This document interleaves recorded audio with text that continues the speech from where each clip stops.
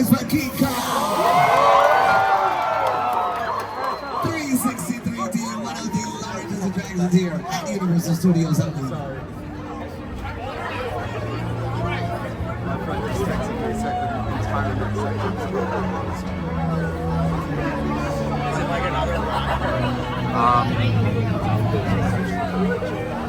Don't worry, if you got dinosaurs spit on yourselves, it's all good. It's good for the skin, folks. Trust me, it's amazing.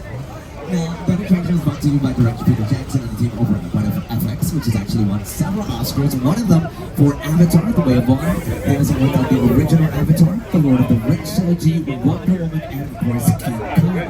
Now, their relationship with Universal goes all the way back to the 90s when they made special effects for hit TV series like Hercules and its spin-off Zelda Warrior Princess.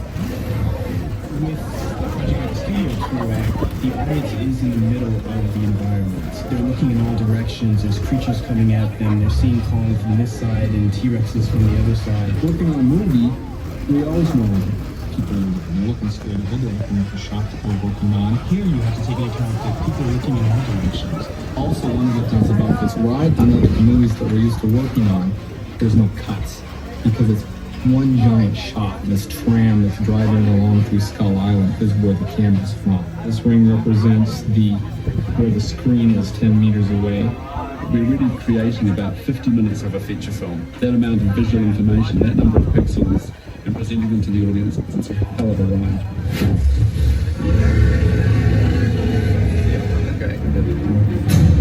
Now, in that attraction, you may have noticed that part of the tram fell into the depths of Skull Island, and whenever a vehicle appears on the big screen or small screen, we call it a picture car in the entertainment industry. And here to give you an introduction to this topic are the stars of Lopez vs. Lopez, George Lopez, and Maya Lopez.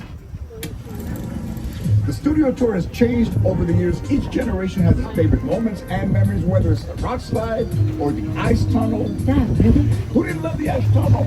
Well, one thing that hasn't changed has been family sharing this one-of-a-kind behind-the-scenes adventure together. How about picture car? That would be great. There you go. Alrighty, folks, here's a look at some of this vehicle's cameos throughout the years and its evolution as well.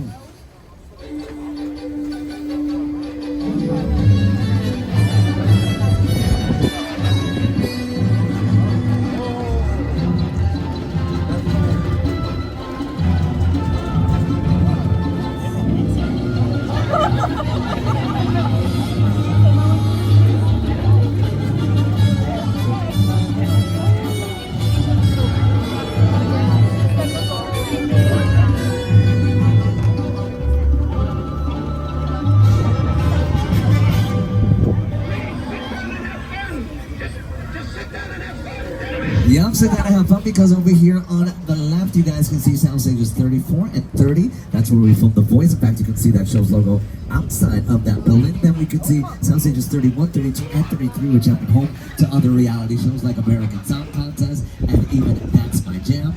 Oh, but there's cops too. Hey! Uh-oh, wait a second.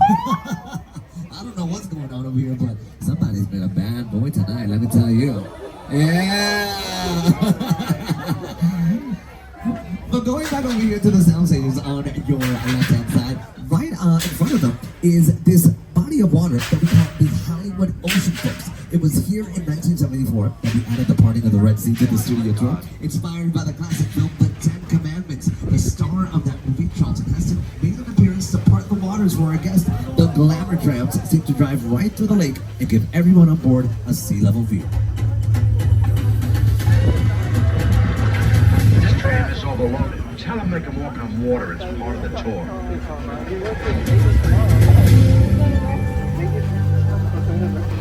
There have also been exploding water mines, torpedoes, and pop submarines as part of the action in the lake, but we're not the only ones celebrating an anniversary this year.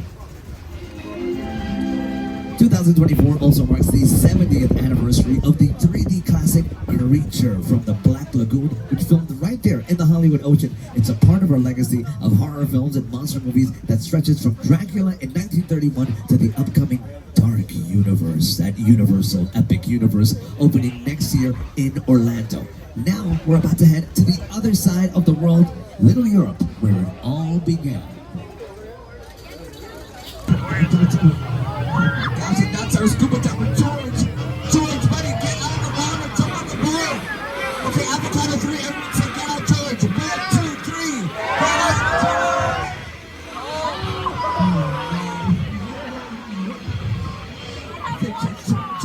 to sushi, folks. Okay. Okay, folks. Well, okay. Just stay. I'm sorry, I just got a bit nervous when I see the red stuff in the water. Everyone stay calm and seated, all right? Our driver is one of the best. Are you kidding me? What? How can you stop the car? There's a man-eating shark in there.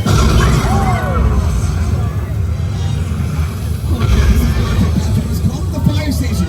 Folks, help is on the way. I can assure you we're getting it out of here. Safe and sound. Oh my gosh!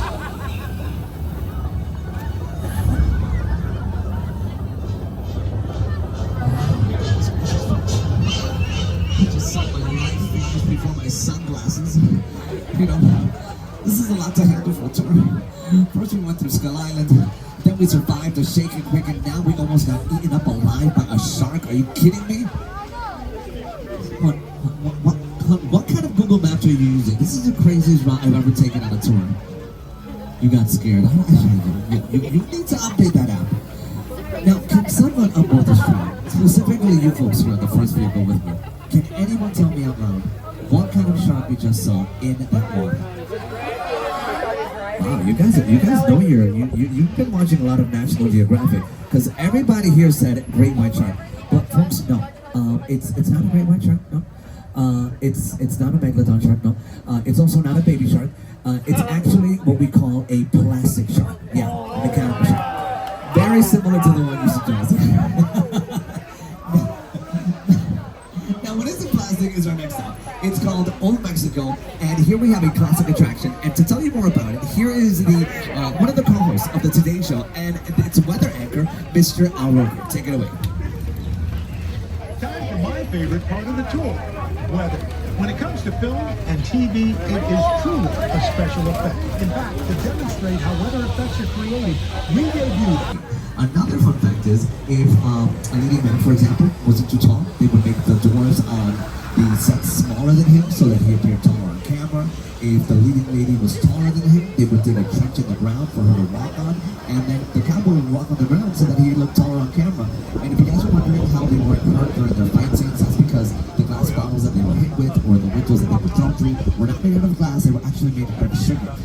You can also see a lot of props on the other side of these sets here on your right-hand side. And if you're wondering why we don't put them away in storage, we do that on purpose so that they don't soak up the sun, the rain, the dust, and that way they will look more the way they would in the real Wild Wild West. Further up this road on your left is a street that has some blue cones on it that's gonna help you, spot it out. That area is called Denver Street. We've got some saloons there, and of course, a couple of fights broke out there. Take a look. That's not the fight. Here it is. You're just gonna stir things up here. But I am.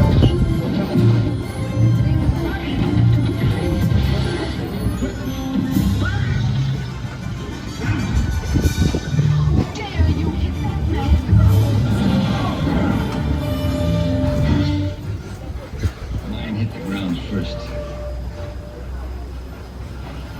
Mine was taller. Now folks, from the Wild Wild West, we're going to be driving alongside Amity Island in just a moment. And if you guys look carefully, you'll notice that on the pier, there's a sign that says Cabot Cove. If you guys love classic television, you'll know that Cabot Cove is where the Emmy Award-winning series Murder, She Wrote, which starred Miss Angela Lansbury, took place at. So yes, that series took place in this area. And well, here's what it looked like in that show.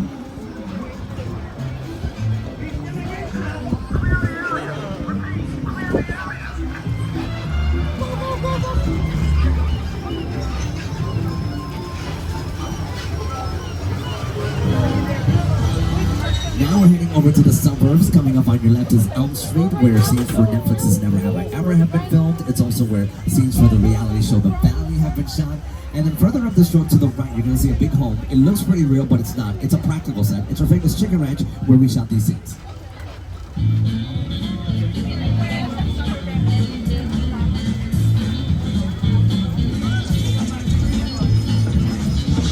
You guys see it? Like, barely. Don't worry. We're gonna look. If you can't see it now, Here is a look at the movie War of the Worlds, where that movie was shot. For those of you who can get a glimpse at it, that airplane is real. It cost producers $60,000, but almost $200,000 to split it up into different pieces and then transport it here to Universal Studios. Here's what it looked like in the movie. Oh, and we're going in, folks. The airplane crash site set is a perfect example of a set that is all designed around the vision that Steven had. When we first began to sit down to talk about War of the World, I thought, what if the 747 goes down right in a big neighborhood? Because it's just something you don't see.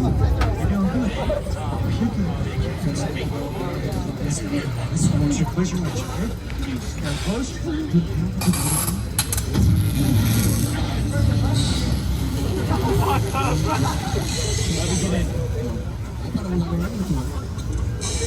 Get in.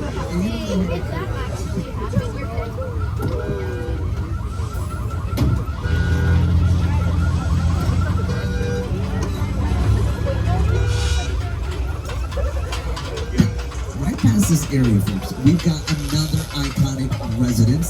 That right there is the famous house from Psycho from Mr. Alfred Hitchcock.